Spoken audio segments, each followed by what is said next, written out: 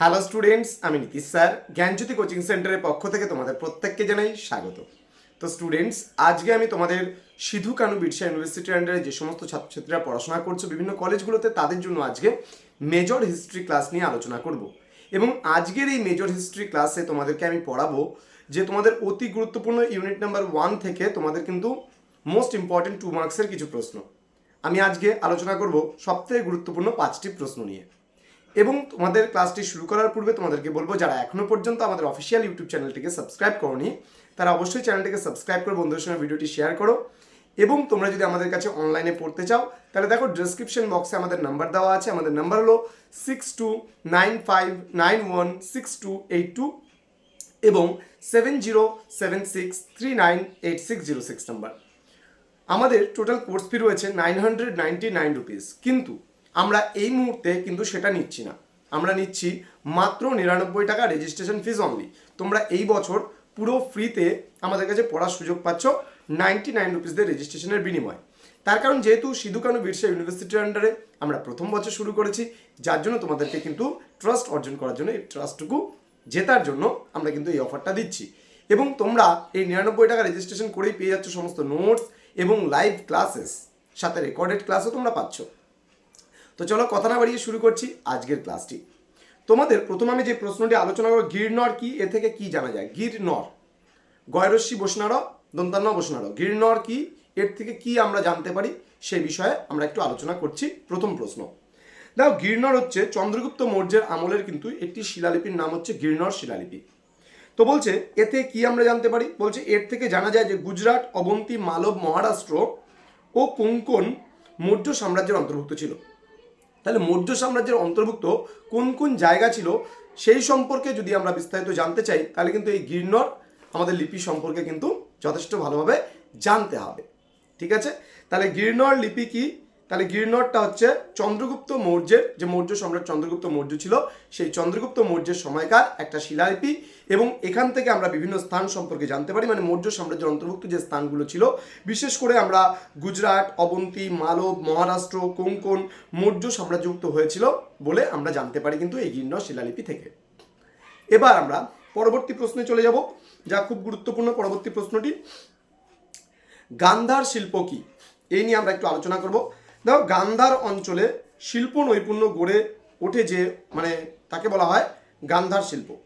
অর্থাৎ যে শিল্প নৈপুণ্য গড়ে উঠেছিল গান্ধার অঞ্চলে, তাকে গান্ধার শিল্প বলা হয়েছে। কিন্তু এতটুকু লিখলে তো আর হবে না, তাহলে আমাদের কিন্তু এটা একটু ভালো করে লিখতে হবে। যেমন কি, বর্তমান পাকিস্তানের অন্তর্গত পেশোয়ার এবং রাওয়ালপিন্ডি জেলা নিয়ে গঠিত ছিল কিন্তু এই গান্ধার রাজ্য, বা প্রাচীন ভারতের গান্ধার রাজ্যটার কথা আমরা বলতে পারি, যার রাজধানী ছিল তক্ষশিলা।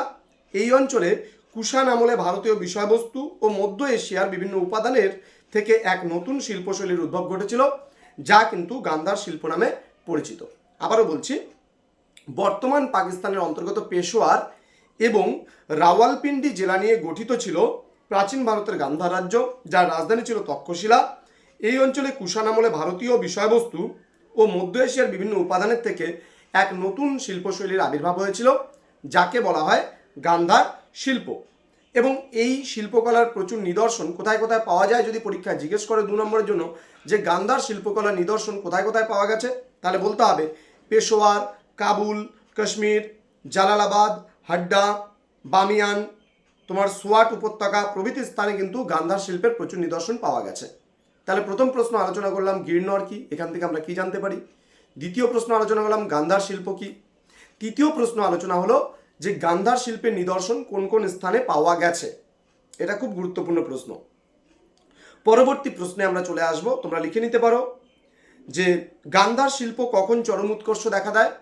গান্ধার শিল্পে কখন চরম উৎকর্ষ দেখা দেয়, এই শিল্পের উল্লেখযোগ্য বৈশিষ্ট্য কি ছিল? উল্লেখযোগ্য বৈশিষ্ট্য, অনলি উল্লেখযোগ্য বৈশিষ্ট্য, বলেনি গান্ধার শিল্পের সম্পূর্ণ বৈশিষ্ট্যগুলো লিখতে। তোমাদের 5 নম্বরের জন্য গান্ধার শিল্পের বৈশিষ্ট্য অথবা 10 নম্বরের জন্য গান্ধার শিল্পের বৈশিষ্ট্য কিন্তু খুব গুরুত্বপূর্ণ, আমি পরে পড়াবো তোমাদেরকে। কিন্তু আজকে যেহেতু ইউনিট নাম্বার 1 থেকে আমি 2 মার্কসের 5টা প্রশ্ন নিয়ে আলোচনা করবো বলেছি, তো আজকের ক্লাসটা আমাদের গান্ধার শিল্প সম্পর্কে ডিটেলস আলোচনা করব না, এবং পরবর্তী ক্লাসে আমি গান্ধার শিল্পের উপরে কিন্তু ডিটেলসে তোমাদের সঙ্গে আলোচনা করব। তো স্টুডেন্টস, যারা আমাদের কাছে অনলাইনে পড়তে চাও, আমাদের সঙ্গে যোগাযোগ করো। আমাদের যোগাযোগের নাম্বার হচ্ছে 6295916282 মাত্র 99 টাকা রেজিস্ট্রেশন করে তোমরা ফ্রিতে 6 মাস ক্লাস করতে পারবে, নোটস পত্র পাবে সম্পূর্ণ পিডিএফ আকারে, এবং তোমাদের সিলেবাসের উপরে পড়ানো হবে। শুধুমাত্র হিস্ট্রি নয়, বিভিন্ন সাবজেক্টের মেজর কিন্তু আমাদের কাছে অ্যাভেলেবেল রয়েছে। তো তোমরা কন্ট্যাক্ট করতে পারো আমাদের সঙ্গে খুব তাড়াতাড়ি। চলো শুরু করছি পরবর্তী প্রশ্ন। গান্ধার শিল্পে কখন চরম উৎকর্ষ দেখা দেয়?